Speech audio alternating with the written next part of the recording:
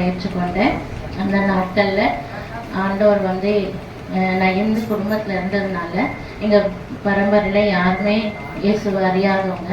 அப்படி ஒரு சூழ்நிலையில் நான் அந்த இந்து மார்க்கத்தில் ரொம்பவே வைராக்கியமாக இருந்த ஒரு சகோதரி. ஏன்னா எல்லா பூஜை சாமான்களும் நான் க்ளீன் பண்ணுவேன். எல்லா கோயிலுக்கும் எங்கள் அப்பா கூட எங்கள் அம்மா கூட நாங்கள் போவேன். மார்கழி மாதமானால் 4 மணிக்கெலாம் எழும்பி அதிகாலையிலே 3:30க்கெலாம் எழுப்பிடுவாங்க.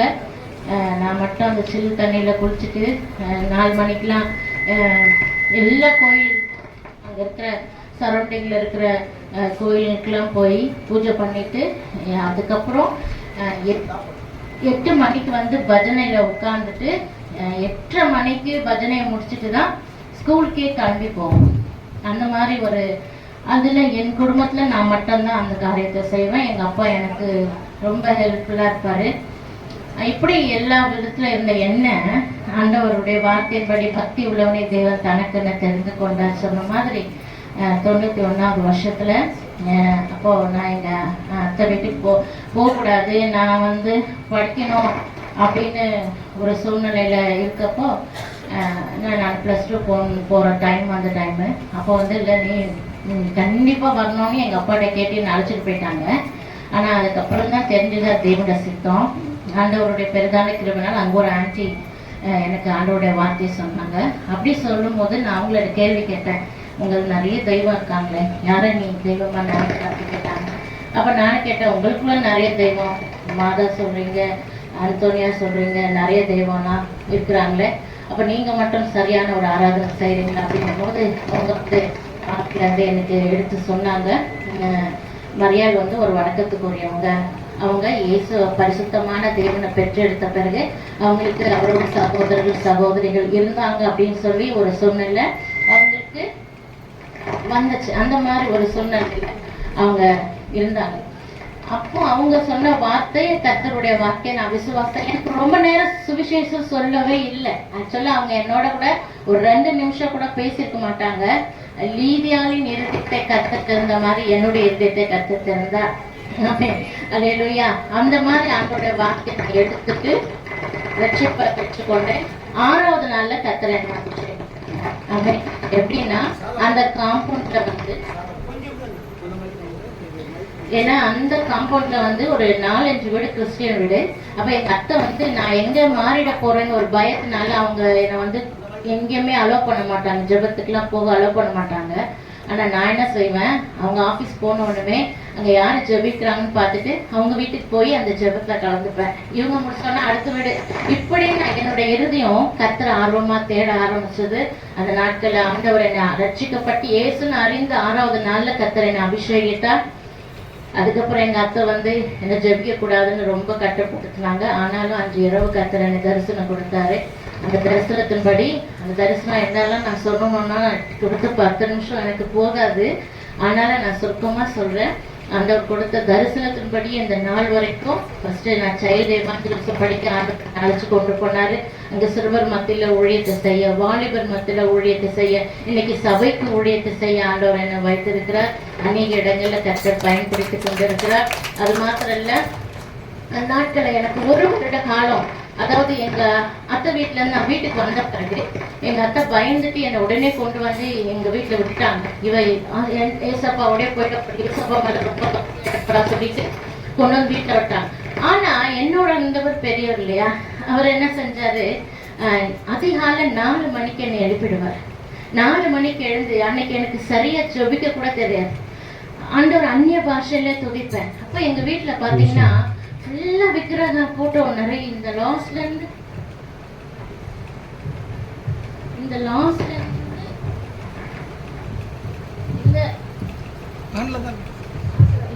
இருந்து அந்த லாஸ்ட் வரைக்குமே பாத்தீங்க அப்படின்னா விக்கிரக போட்டோஸ் இருக்கும்.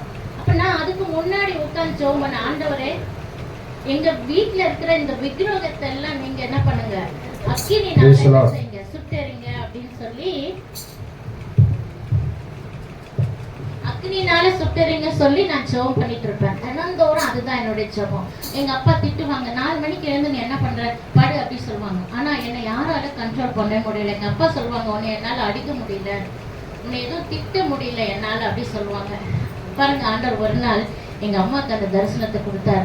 அக்கினினால அந்த விக்கிரகங்கள் சுட்டரிக்கப்படுறது எங்க அம்மா தரிசனமா கண்டு நான் ஜெபத்தை முடிச்ச உடனே எனக்கு அப்ப என்கிட்ட வசனம் எல்லாம் ஒன்றும் கிடையாது.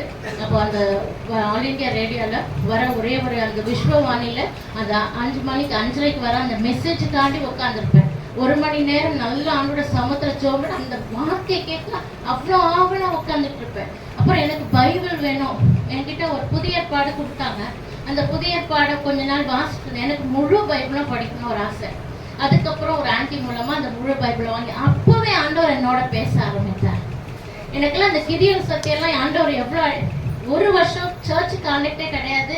எந்த ஊழியக்காரர்கள் என்ன நடத்தல, யாரும் எனக்கு வந்து சுவிசேஷத்தை அந்த ஆன்டி எனக்கு சொன்னாங்களே அந்த 2 மினிட்ஸ் அவ்வளோதான். அதுக்கப்புறமே எனக்கும் பரிசுத்த ஆவியானவர் தான். நான் அழுது ஜெபம் பண்ணேன், எனக்கு இந்த வசனத்தை எனக்கு புரிய வைங்க, இந்த வசனத்தை எனக்கு புரிய வைங்க அப்படின்னு ஆண்டோட கேட்பேன். ஆண்டோட வசனத்தை வாசிக்கும் போதே ஆண்டோர் பேசினார். சகோதரர் அருள்ராஜ் அவங்க ஒரு நாள் வந்து ஒரு 40 டே பைபிள் கோர்ஸ் படிக்கும் போது அவங்க வந்திருந்தாங்க. அப்போ அவங்க கடைசியா ப்ரேயர் அசம்பிள் பண்ணும்போது நாங்க உட்காந்துட்டு இருக்கும்போது அவங்க என் கையை காட்டி பேசினாங்க, நான் மோசையோட பேசினதோட உன்னோட முகமுகமா பேசுவேன். ஆண்டவருடைய வார்த்தைக்காக நான் எப்படியெல்லாம் ஏங்குறேன்றது எனக்கு நல்லா தெரியும். யாராவது ஒருத்தர் அந்த டைம்ல இயேசு பத்தி சொல்லிட்டாங்க, நான் மணிக்கணக்க உட்காந்துருவேன் உங்க வாயில இருந்து அந்த வார்த்தையை கேட்க. அப்படி என் உள்ளம் ஜீவன் தண்ணீருக்காக அப்படி ஏங்குச்சு இல்லையா, அந்த வார்த்தைக்காக நான் ஏங்க ஆரம்பிச்சேன். ஆண்டவர் என்னோட கூட வார்த்தையின் மூலம் வசனத்தின் மூலமா பேச ஆரம்பித்தார். நான் ஜெபம் பண்ணேன், ஆண்டவரோட ஆலயமே இல்லையா, ஒரு ஆலயம் கூட இல்லையா, எனக்கு எங்க வீட்டு பக்கத்துல ஒரு ஆலயம் எனக்கு தெரியாது. ஸ்கூலை விட்டா வீடு, வீடு விட்டா ஸ்கூலு, அங்கேயே வெளியே அனுப்ப மாட்டாங்க. அப்படி இருக்கிற ஒரு சமயத்துல என் ஃப்ரெண்டு ஒருத்திக்கிட்ட கேட்டேன், சர்ச் எங்கன்னா இருக்கா அப்படின்னு. ஒரே ஒரு வெள்ளிக்கிழமை இது வரைக்கும் நான் வீட்டுக்கு தெரியாம நான் போனதே கிடையாது எங்கேயுமே. அவட்ட கெஞ்சனேன், என்னை எங்கேயாவது ஆலயத்துக்கு கூட்டிட்டு போ அப்படின்ட்டு. அவ சொன்னா யூனிஃபார்ம்லேயே போறேன். யூனிஃபார்ம்ல நாங்க 2 பேரும் ஆலயத்துக்கு போய் ஒரு கேம்ப்ல அங்க ஒரு ஆலயம் இருக்கு, அங்க போய் உட்காந்துட்டு அங்க அந்த பாஸ்ட் முடிச்சோன்னே என்கிட்ட ஓடி வராரு. என்ன 2 பேரும் யூனிஃபார்ம்ல இருக்கோம்ல, நீங்க எங்க வர்றீங்க, என்ன பண்றீங்க அப்படி சொல்லி நான் பயப்படுறேன். அப்பா பேரை சொல்லிட்டா அட்ரஸ் கேட்கிறாரு, வீட்டுக்கு வந்துட்டா நான் வந்து தெரிஞ்சிடும்ல, அவங்க என்ன சொல்லுவாங்களோ. பாஸ்டர் சொல்லிட்டா, பாஸ்டர் நான் வீட்டுக்கு தெரியாம வந்திருக்கேன், எனக்குள்ள ஒரு ஆசையில வந்துட்டேன், தயவு செய்து எனக்கா ப்ரேயர் பண்ணிக்க. அவர் புரிஞ்சுக்கிட்டாரு, சரிம்மா நான் உனக்காச்சும். எனக்கு ஆலயத்துக்கு போனது அவ்வளோ சந்தோஷம், அவ்வளோ சந்தோஷம் எனக்கு ஆலயத்துக்கு போனது. அப்புறம் எல்லாரும் மாதிரி வீட்டுக்கு வர டைம்ல வீட்டுக்கு வந்துட்டேன். அது ஃபர்ஸ்ட் டைம் நான் எங்கள் வீட்டுக்கு தெரியாம போனது. கர்த்தர் அந்த வாஞ்சி விருப்பம் எனக்கு 1 வருஷம் ஆலயத்துக்கு அனுப்பல. 1 வருஷம் கழிச்சு தான் அந்த பக்கமா ஊழியத்துக்கு வந்த ஒரு சகோதரிகள், நான் இங்கே தான் ஆலயம் இருக்கிற பேர், எனக்கு அவ்வளோ சந்தோஷம். அப்போதான் நான் ஆலயத்துக்கு போறேன். இப்படி வசனத்துக்கு எங்கின எனக்கு கர்த்தர் பிற்காலங்களில் வசனத்தை நிறைய அறிந்து கொள்ள, நிறைய காரியங்களை கற்றுக்கொள்ள ஆண்டவர் எனக்கு உதவி செஞ்சான். நான் பைபிள் காலேஜ் எல்லாம் போனதில்லை, ஆனா ரேமான்ற மதுரையில் ஒரு பைபிள் காலேஜ் வந்து எனக்கு கொரியர் மூலமா பேப்பர்ல பார்த்துட்டு எழுதி போட்டேன். அந்த கொரியர்ல 12 புக்கு வரும். கடைசி 11 புக்கு முடிச்சிட்டேன்.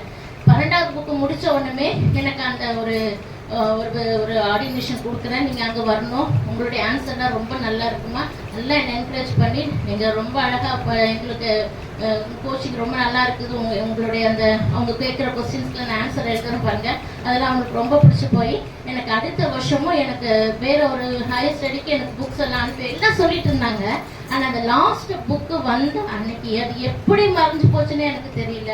அது எங்கே தேடியும் அது கிடைக்கவே இல்லை. எனக்குள்ள இன்னும் ரொம்ப வேதனை. இந்த ஒரு பைபிளை கூட நம்மளால ஒழுங்கா முடிக்க முடியலன்னு நான் ரொம்ப வேதனைப்பட்டேன், அழுது. ஆண்டவரை ஏன் இப்படி ஆச்சு, எனக்கு இது எங்க போச்சு, எல்லா இடம் தேடி பார்த்துட்டு கிடைக்கல. அதுக்கப்புறம் வீட்டுக்கு வர வரைய ஒரு சூழ்நிலை, இந்த மாதிரி பைபிளை கொடுத்த ஒரு ஆர்வத்தை கர்த்தர் எனக்குள்ள நிறைய கொடுக்க, அதை மட்டும் இன்ன வரைக்கும் அது தண்ணியில இன்ன வரைக்கும் அது எனக்கு தனியவே இல்லை, கொடுந்து விட்டு எரிஞ்சிட்டே இருக்கு. கர்த்தரோட வார்த்தைக்காக ஏங்குற இருதயம், கர்த்தரோட வார்த்தைக்காக கீழ்ப்படுகிற ஒரு இருதயம், கர்த்தரோட வார்த்தையை நேசிக்கிற ஒரு இருதயம் இல்லையா. நான் ஆண்டவர்கிட்ட கேட்கறதெல்லாம் அது மட்டும்தான். இந்த ரட்சிப்பை இந்த நான் சொல்றேன், வாலிப வயது ரட்சிக்கப்பட்ட அன்னிலிருந்து உத்தமமா கர்த்தர் என்னை காத்துக்கொண்டேன். எந்த ஒரு விஷயத்திலையுமே கர்த்தருடைய தயவு இல்லாம நான் எதுவுமே செய்யவே மாட்டேன். என் வீட்டுல கூட எங்க அப்பா அம்மா என்ன சொல்றாங்களோ எல்லாம் என்னை பார்த்தாலும் என்ன சொல்லுவாங்க, இந்த பொண்ணை இப்படியே விட்டீங்கன்னா இது என்ன செஞ்சிடும், நான் மிஷினரியாக போனோன்னு ரொம்ப வாஞ்சி பண்ணேன். ஆனால் அதுக்கு எங்கள் பேரண்ட்ஸ் ஒத்துக்கல. ஆக்சுவலி இப்படியே போனால் அந்த பொண்ணு எங்கேயாவது போய் சேர்ந்துடும், அவளை உடனே கல்யாணம் பண்ணுவீங்க அப்படின்னு சொல்லி பண்ணி அதுக்கப்புறம் இங்கே வீட்டுக்காரை பார்த்து அவங்க பேரண்ட்டாக கல்யாணம் பண்ணி கொடுத்தாங்க. எல்லாத்துலேயுமே ஆண்டோட என்ன சொன்னாலும் நான் கேட்குறோம். எங்கள் அப்பா வீட்டுக்காரப்ப பிஸ்னஸ் பண்ணாங்க. அப்போ எனக்கு ரொம்ப கஷ்டம். ஆலயத்துக்கு அனுப்பல, கொண்டு போறேன்னு சொல்லிட்டு விட்டுட்டு போயிட்டாரு. வந்து அழுகுறேன், எனக்கு ஏத்த ஒரு மனுஷனா இல்லையா ஆண்டவரே, நான் எப்படி ஒரு தாக்கத்தோட ஒரு சுத்தமா இல்லையே. அவரை தாண்டியே நான் ஒரு நாளைக்கு 3 முறை ஆலயத்துக்கு போவேன். காலையில 9 மணி சர்வீஸ் முடிச்சுட்டு வீட்டுக்கு வருவோம், மறுபடியும் 2 மணிக்கு பாஸ்டரோட ஊழியத்துக்கு போவோம், மறுபடியும் 6:30 மணிக்கு என் வீட்டுக்கார கூட்டிட்டு சர்ச்சுக்கு போவேன். இப்படி கர்த்தர் 3 முறை ஆலயத்துக்கு போறதுக்கு எல்லா ஊழியத்திலையும் சபையிலையும் உற்சாகமா இருக்கிறது கர்த்தர் உதவி செஞ்சார். இப்ப என் கனவு ஆண்டவருக்கு ஒப்பு கொடுத்து இன்னைக்கு ஊழியக்காரா இருக்குது. கர்த்தருடைய பெரிய ஆண்டவருடைய ஊழியத்துல நிக்கிறேன்னா அவரு என்ன கரம் பிடிச்சாரு. இம்மட்டும் நான் கீழே விழாம கர்த்தர் என்ன பிடிச்சிருக்கிறான்னா அது பெரிய கருத்து. கர்த்தர் தான் சாட்சி ஆசீர்வதிக்கிறார்.